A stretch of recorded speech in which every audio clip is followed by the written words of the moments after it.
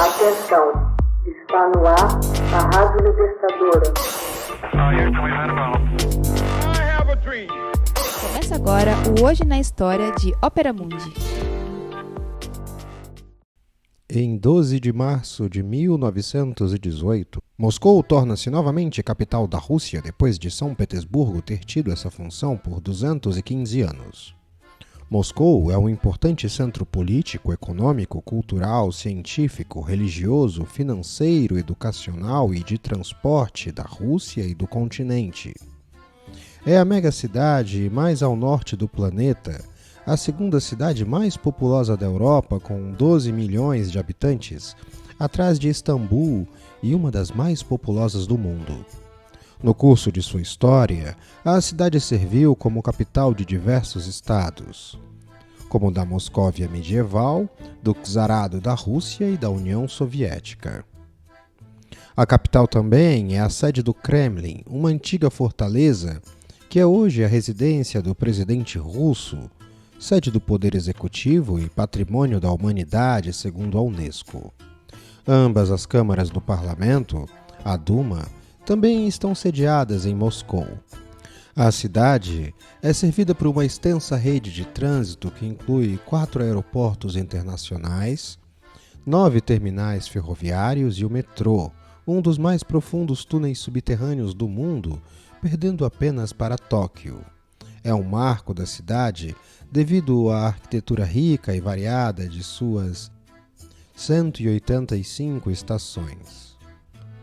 A primeira referência à cidade data de 1147, quando Jorge I convidou o príncipe de Novgorod para a cidade. 9 anos mais tarde, Jorge I manda construir uma muralha de madeira para garantir a proteção da cidade que crescia em meio aos conflitos entre ele e o príncipe de Chernigov. Nessa época, Moscou era mais uma cidade administrativa do que comercial. A população que ali vivia era sobretudo camponesa. O rio Volga, o seu ponto estratégico e a crescente população fizeram Moscou crescer nos séculos XII e XIII. Depois dos saques e das carnificinas provocadas pelos tártaros, Moscou se recuperaria e em 1327 torna-se a capital do Principado de Vladimir Suzdal. Sua boa localização em relação ao rio Volga permitiu um desenvolvimento estável, atraindo milhares de refugiados de todo o território russo.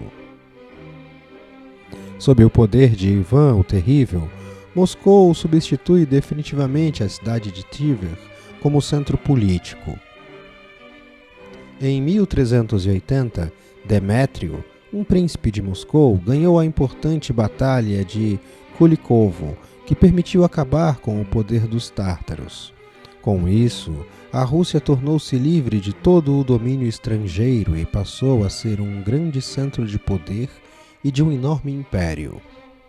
Kiev perde o poder que tivera como Rússia kieviana.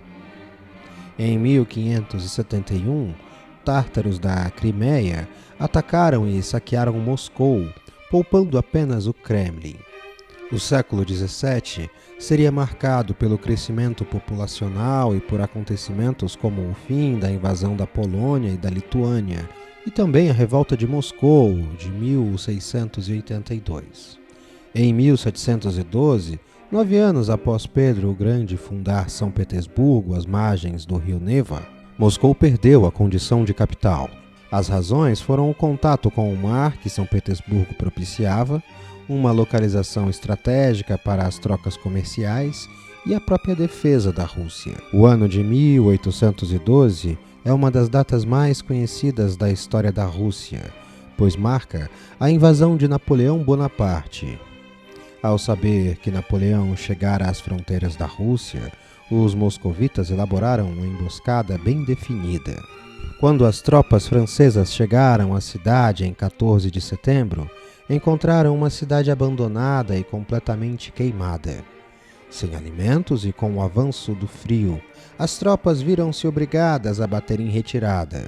A imensa maioria morreu no regresso à França, perseguida pelos russos. Esse episódio histórico foi retratado em Guerra e Paz, de Leon Tolstói. Em 1918, durante a Guerra Civil, Moscou serviu de quartel-general do Exército Vermelho. Com o triunfo da Revolução Bolchevique e a vitória sobre os brancos, a cidade tornou-se a capital da União Soviética. Em novembro de 1941, a cidade voltou a ser atacada, desta vez pela Alemanha nazista. Moscou é então evacuada e decretada como campo de batalha.